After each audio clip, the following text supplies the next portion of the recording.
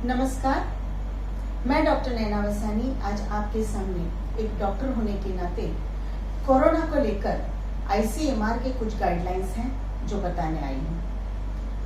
22 मार्च 2020 से लेकर आज तक हमने कोरोना के बारे में बहुत कुछ सुना, बहुत कुछ पढ़ा, लॉकडाउन का सामना किया। लॉकडाउन में कई परिवारों की आर्थिक परिस्थिति भी डामाडोल हो गई। फिर भी सब कुछ जानते हुए हम आज अनजान बनकर बैठे हैं। सिंपल सी गाइडलाइन है जिसको फॉलो करना बिल्कुल आसान है, लेकिन हम हैं कि सिंपल और सरल सी चीजों को भी जीवन में कठिन बनाकर चल रहे हैं और कोरोना को न्योता दे रहे हैं। अगर कोरोना को रोकना है तो हमें कहीं रुकना पड़ेगा। हमारे जीवन की जो गतिविधियां हैं उसमें कहीं स्पीड ब्रेकर लगाना पड़ेगा।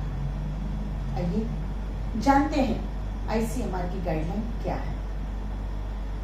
आईसीएमआर के मुताबिक कृपया अपनी विदेश यात्रा को कम से कम 2 साल तक पोस्टपोन करें। कम से कम 1 साल के लिए बाहरी खाना, रेस्टोरेंट में खाना या होटल में खाने से बचें, क्योंकि आप नहीं जानते वहां आपके आजू बाजू में कौन सा व्यक्ति कोरोना से संक्रमित होगा और आप संक्रमण को घर ले जाएंगे। शादी ब्याह जैसे भीड़ भाड़ के माहौल में जाने से हो सके तो बचें। ऐसे कार्यक्रम खुद भी आयोजन करना अपने आप को रोकें। देश के अंतर्गत भी प्रवास यात्रा, घूमना फिरना, इसे आप हो सके वहां तक टालने की कोशिश करें।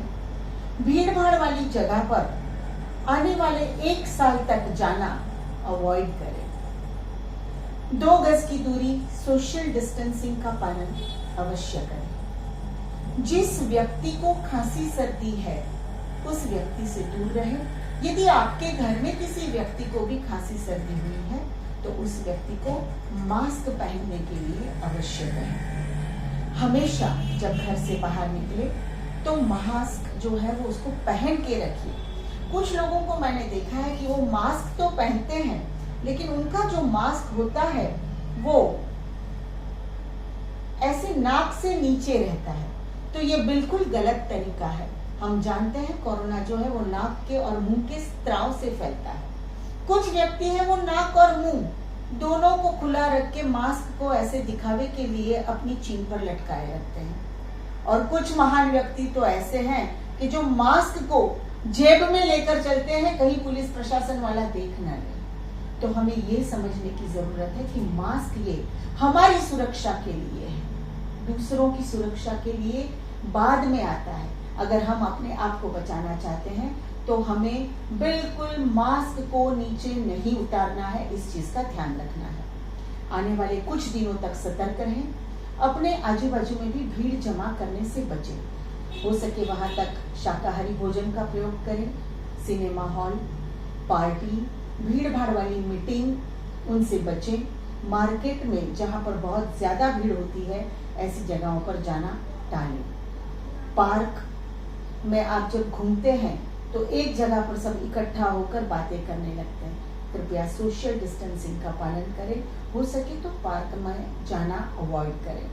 अपनी रोग प्रतिकारक शक्ति बढ़ाने हेतु स्वास्थ्यवर्धक भोजन, पर्याप्त मात्रा में पानी, फल, फ्रूट और एक्सरसाइज का प्रयोग अवश्य करें। ब्यूटी पार्लर और नाई की दुकान को विजिट करने के टाइम पर आप डिस्पोजेबल चीजों का उपयोग करने का आग्रह जरूर रखें। बेल्ट, घड़ी आदि का उपयोग करना टालें, क्योंकि हमें टाइम की अगर जरूरत होती है तो वो अपने मोबाइल से भी हमें समझ में आ जाता है। रुमाल के बदले हम टिश्यू पेपर का उपयोग करें। टिश्यू पेपर को अगर एक बार आप उपयोग करते हैं तो उसे कवर्ड डस्टबिन में तुरंत डिस्पोज ऑफ करें। प्रॉपर तरीके से डिस्पोज ऑफ करें ताकि आप संक्रमण को ना फैलाएं। घर से बाहर निकलने के बाद जब आप घर पर पहुंचते हैं तो जूते घर के बाहर रखें। घर में जाते ही अपने हाथ पैरों को अच्छे से साबुन से धो लें, और अगर आपको ऐसा लगता है कि आप ज्यादा भीड़भाड़ की जगह से आए हैं या किसी संक्रमित व्यक्ति के संपर्क में आने के चांसेस हैं तो आप तुरंत स्नान कर लें। कोरोना अभी गया नहीं है, हमें इससे बचना है। वैक्सीनेशन अवश्य कराएं। वैक्सीनेशन करवाने से आप कोरोना के घातक परिणामों को टाल सकते हैं। आप में से कुछ लोगों को मेरी बातों में कुछ नया नहीं लगा होगा कि ये तो रोज की बातें हैं, लेकिन कुछ ऐसे भी हैं जो इस बात की संवेदनशीलता को समझेंगे।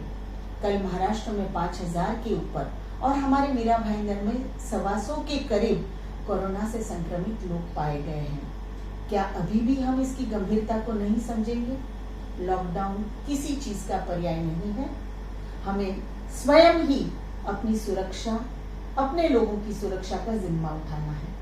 आपको लगता होगा कि मैं भी तो बिना मास्क के आपके सामने ये बात कर रही हूँ, तो आपकी जानकारी के लिए बता दूं कि मैं फिलहाल अपने 10x12 के कंसल्टिंग रूम में अकेली बैठकर, जहां मैं पेशेंट देखती हूँ, उस स्क्रीन के पीछे रहकर आपसे संवाद साध रही हूँ। जब मैं अपना ख्याल कर सकती हूँ तो आप अपना ख्याल क्यों नहीं कर सकते?